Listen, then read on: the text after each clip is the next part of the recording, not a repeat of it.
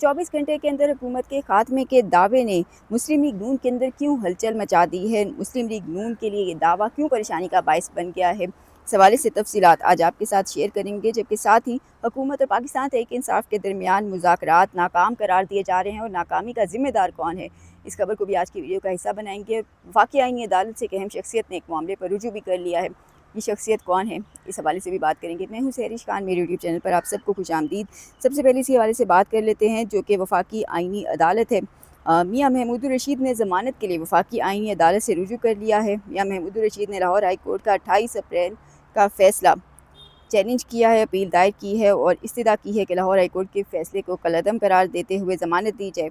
Appeal के अंदर ये मौक़िफ़ इख्तियार किया गया है कि हाई कोर्ट ने हक़ाइक़ का दुरुस्त जायज़ा नहीं लिया। 9 मई के झूठे इल्ज़ामात के कोई सबूत नहीं है। किसी गवाह ने इश्तियाल अंगेज़ी का इल्ज़ाम नहीं लगाया। ट्रायल कोर्ट ने बरामदगी का इल्ज़ाम मुस्तरद किया, फिर भी साजिश के जुर्म में सज़ा दी गई। साथ ही ये कहा है कि गवाहान के मुख्तलिफ अदालतों में बयानात भी एक दूसरे से मुतज़ाद हैं, जबकि शरीक मुलजिम शाह महमूद कुरैशी को इसी केस के अंदर बरी किया गया था।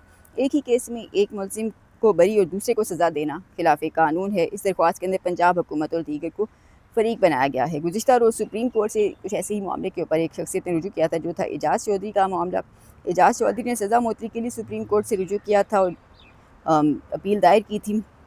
अपील दायर की गई थी लाहौर हाई कोर्ट के 28 अप्रैल के हुक्म के ख़िलाफ़, और ये वही हुक्मनामा है जिसके खिलाफ आज मियां महमूद रशीद ने वाक़ई आईनी अदालत से रुजू किया। तो वाक़ई आईनी अदालत पहुँचे मियां महमूद रशीद और एजाज़ चौधरी ने सुप्रीम कोर्ट के अंदर रुजू किया था, और उस दरख्वास्त के अंदर एजाज़ चौधरी ने ये इस्तदा की थी कि ट्रायल कोर्ट का 11 अगस्त 2025 का हुक्म मुअत्तल किया जाए। लाहौर हाई कोर्ट के 28 अप्रैल के हुक्म को भी ख़त्म करने की इस्तदा है। और साथ ही दरख्वास्त के अंदर कहा गया था कि दरख्वास्त गुजार का साहब का कोई फौजदारी रिकॉर्ड नहीं है। दरख्वास्त गुजार का नाम मुकदमे में बाद में शामिल किया। प्रोसिक्यूशन का सारा मुकदमा ज़मान पार मुलाकातों और साजिश पर मबनी है। साथ ही कहा गया कि प्रोसिक्यूशन के दोनों गवाहान सरकारी मुलाजिम हैं। हाई कोर्ट ने मुकदमे में नामजद दूसरे मुलजिम की सज़ा को मुअत्तल किया। दरख्वास्त गुजार को इसी वक़ूए पर सर्वर रोड लाहौर में दर्ज दूसरे मुकदमे में भी सज़ा सुनाई गई। तो ये अहम दरख्वास्तें हैं जो इन दिनों वफाकी आईनी अदालत सुप्रीम कोर्ट के अंदर पहुँची हैं। दूसरी जानिब इन दिनों मुल्क का जो सियासी दर्ज हरारत है वो एक दफ़ा फिर से हाई देखा जा रहा है। पाकिस्तान तहरीक इंसाफ के चेयरमैन बैरिस्टर गौहर कहते हैं कि हुकूमत के साथ मुज़ाकरात ना होने की ज़िम्मेदारी वफाकी हुकूमत पर आयद होती है। बैरिस्टर गौहर के मुताबिक कौमी असम्बली में पेशरफ्त और मुलाकात के बावजूद हुकूमत ने इमरान खान से मुलाकात करवाने या उन्हें अस्पताल मुंतकिल करने की कोई संजीदा कोशिश नहीं की। ज़ाहिर नज़र आ रहा है कि ये तमाम सियासी मामला जो सियासी बहरान बल्कि इसको कहना चाहिए, ये मुज़ाकरात से हल हो भी नहीं सकता। इमरान खान का जेल में रहना और तहरीक इंसाफ का बाहर टूट फूट का शिकार होना, इंतशार का शिकार होना खुद हुकूमत के हक़ में जाता है। बज़ाहिर हुकूमत इस वक्त सुकून में है, उनको फ़िलहाल कोई ज़रूरत भी नहीं है कि इमरान खान से मुलाकात के मामले पर कोई मस्बत पेशरफ्त आगे दिखाएँ या उसको संजीदगी से आगे बढ़ाया जाए। दूसरी जानिब हुकूमत के पास कोई इख्तियार भी नज़र नहीं आता। ऐसे में हुकूमती नुमाइंदे भी कहते हैं कि इमरान खान मुज़ाकरात हुकूमत से नहीं करना चाहते, बल्कि वो इस्टेब्लिशमेंट से करना चाहते हैं। दूसरी जानिब हुकूमत के ज़वाल की पेशगोई भी हो चुकी है। गुज़िश्ता माह के अंदर पेशगोई कर चुके थे, लेकिन उसके बाद भी नून लीग काफ़ी ज़्यादा पुरएतमाद दिखाई देती थी। कहा जा रहा था कि महज एक कॉलम निगार ने कुछ लिख दिया है, शायद बढ़ती उम्र का असर है, लेकिन अब नून लीग की अपनी नींदें जो हैं वो हराम होती जा रही हैं। इस दफ़ा पीपल्स पार्टी के रहनुमा नबील गबूल का सनसनीखेज़ बयान वायरल हुआ है, जिसमें उन्होंने दावा किया है कि वो महज 24 घंटे में मुस्लिम लीग नून की हुकूमत गिरा सकते हैं। बज़ाहिर पीपल्स पार्टी और मुस्लिम लीग नून इत्तेहादी जमातें हैं, लेकिन इत्तेहाद का बुरा असर होता हुआ नज़र आ रहा है। वो कहते हैं कि हमें बस मुख्तलिफ हलकों के इशारे की ज़रूरत है। जैसे ही वहाँ से सीटी बजेगी, 24 घंटे के अंदर अंदर शहबाज शरीफ की हुकूमत का धड़न दख्ता कर दिया जाएगा। साथ ही उन्होंने ये भी इंकिशाफ किया कि नून लीग के कई वज़रा और कई अहम अरकान खुद अब इसके ख़िलाफ़ हैं और वो भी पीपल्स पार्टी के साथ राब्ते में हैं।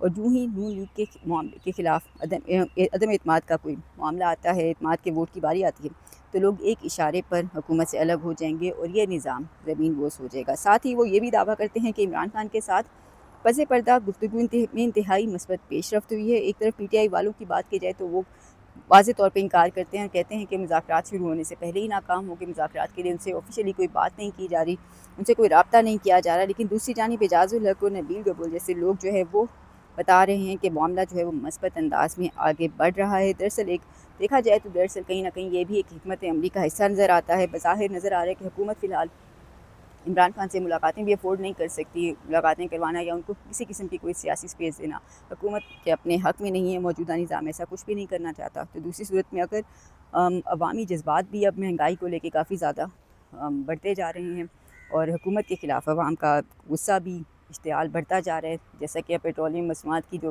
پرائسز ہیں جب کم کی جاتی ہیں تو 35 پیسے کا ایک عوام کے ساتھ مذاق کر کے رکھ دیا جاتا ہے. بڑھانے کی باری آتی ہے تو کئی روپوں کا اضافہ کر دیا جاتا ہے. تو عوام اس موجودہ سسٹم سے برے طریقے سے تنگ آ چکے ہیں، اور اس صورتحال کے اندر اگر عوامی دباؤ بڑھتا ہے اور کوئی تحریک باقاعدہ چل پڑتی ہے تو اس صورتحال کے اندر کہا جا رہا ہے کہ ایسے میں یقینی طور پہ ڈیالہ جیل میں بیٹھے عمران خان کو بھی ریلیف ملے گا. خود عمران خان بھی ویسے اس بات کی پریڈکشن کر چکے تھے جب دسمبر 2025 میں ان کی آخری ملاقات ان کی بہن کے ساتھ ہوئی تھی، تو اس میں انہوں نے یہی کہا تھا کہ اب مذاکرات کی بات کرنے کی ضرورت نہیں ہے، جلد ہی عوامی انقلاب آئے گا. تو وہ سمجھتے ہیں کہ معاملات جو ہیں عوامی انقلاب کی طرف یا جلد ہی بظاہر سڑکوں کی طرف پر احتجاج کی صورت میں نظر آنے والے ہیں. اور جب بھی صورتحال ایسی ہوگی تو اس حکومت کے حق میں اچھا نہیں ہوگا، معاملات بدلیں گے اور یہ صورتحال عمران خان کو بھی یقینی طور پر فائدہ دے گی.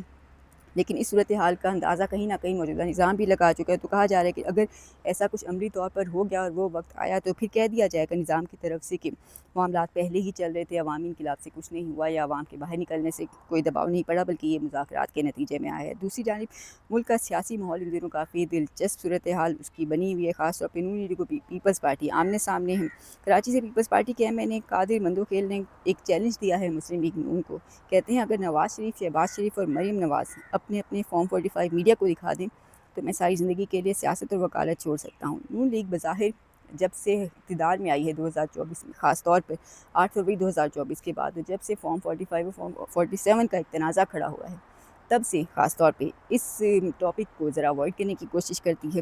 لیکن اب بظاہر نظر آ رہا ہے کہ پیپلز پارٹی آزاد کشمیر کے الیکشنز کو لے کر کافی زیادہ ایگریسو ہوتی جا رہی ہے. تو نون لیگ کے اوپر بیان بازی اور نون لیگ کے مخالف بیانیاں بنانا ان کی انتخابی مہم کو بظاہر شاید تیز بھی کر رہا ہے. خود آزاد کشمیر کے اندر مسلم لیگ نون کا ووٹ بینک کچھ خاص نظر نہیں آ رہا. تو ایسی صورتحال میں جب بظاہر اتحادی ایک دوسرے کے ساتھ لڑائی جھگڑے کے اندر لگے ہوئے ہیں تو اس صورتحال کے اندر عوام کے سامنے ضرور سچ کھل کر سامنے آ رہا ہے.